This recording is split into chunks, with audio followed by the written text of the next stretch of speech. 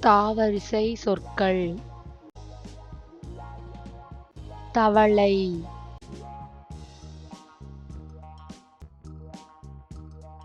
தாமரை,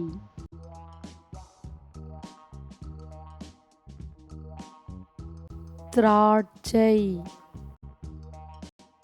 தீப்பெட்டி,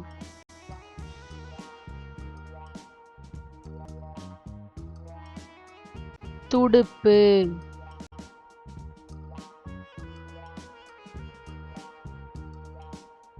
தூண்டில், தென்னை, தேங்காய், தையல், தொலைபேசி,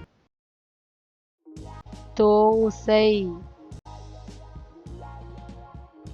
தௌதம் வெள்ளி.